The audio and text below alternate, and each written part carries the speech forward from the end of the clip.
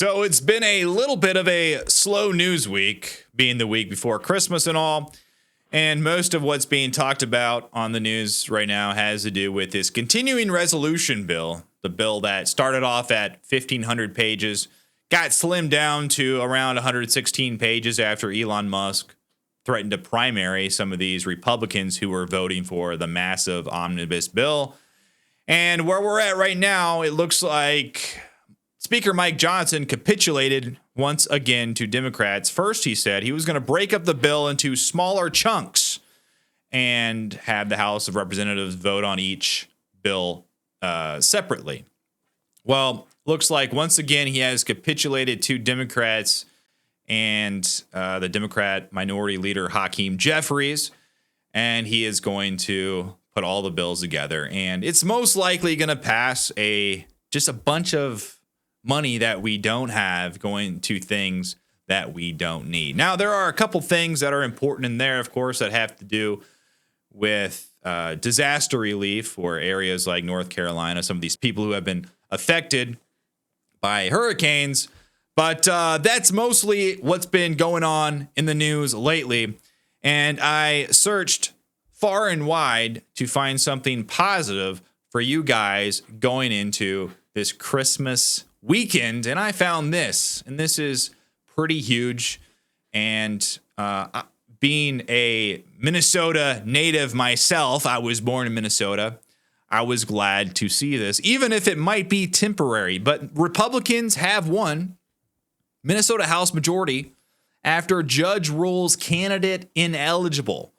And if you notice in this headline, it says for now, because apparently what happened was this candidate lied about being a resident of this certain district. So he is ineligible to actually represent the district because, usually you want someone who is from that area representing you, right? And this is what Democrats do. They move people all over the country, and it's just insane.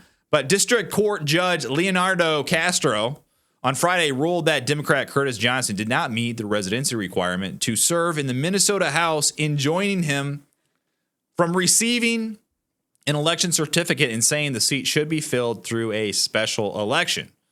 Castro said Johnson did not meet the requirement that he lived in the district he intended to serve for 6 months prior to the November election. So these people, they only have to live in this area for 6 months.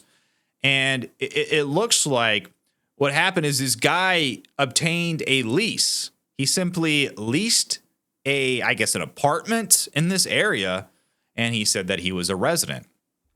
Quoting Castro, the reasons for the residency mandate are obvious and axiomatic to our representative form of government. Obtaining a lease and changing your voter registration does not satisfy this requirement.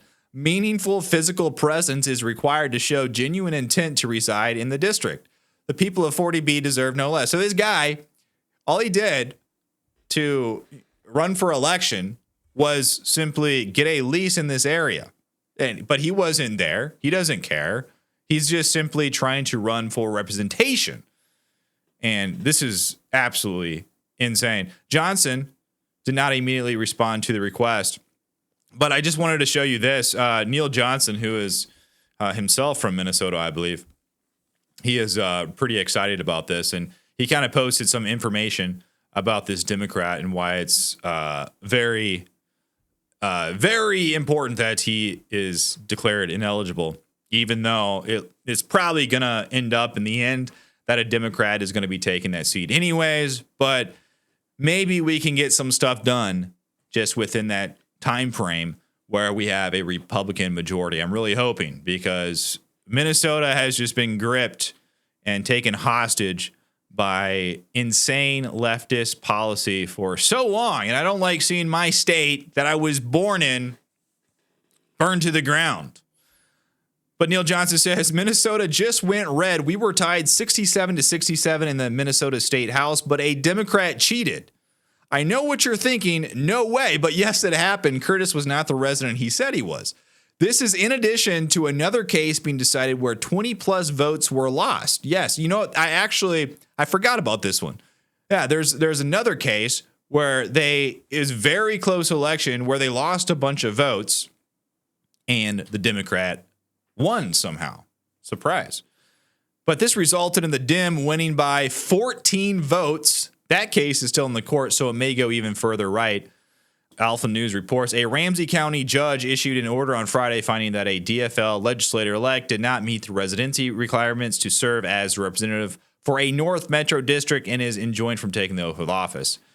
But this is the representative who was disqualified, Curtis Johnson. And if you look right at the end here, of course, all of the usual suspects in his platform, LGBTQ rights and protecting our environment, which, of course, just means that he is trying to steal money to stay in office, and that's just what happens. But what do you guys think? What do you think about this representative being caught red-handed, just trying to get a lease so that he could run for office? I bet that happens a lot more than we even know about. Most people have no clue who their representatives are, or at least what their past is.